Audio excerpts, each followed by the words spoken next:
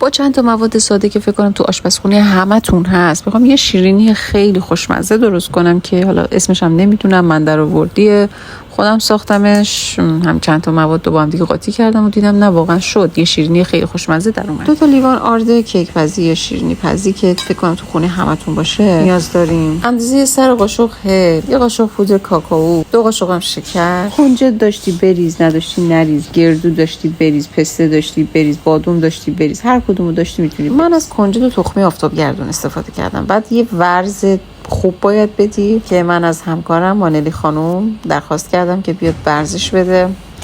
عزیزانم تا اینجا ویدیو هم که دیدین دیگه حالا یه لایک هم بکنین دیگه، حالا تو پیجش هم بیاین یه چرخی هم بزنین عزیزانم. اصلا شاید خوشتون اومد و فالوش کردین. آره دیگه همینایی که همکارم وانلی خانم گفت. شیرینی‌ها رو تو فر با درجه 180 سانتیگراد مدت 30 دقیقه، بعدش هم که آوردیمش بیرون خنک شد پودر قند رو باید بریزیم.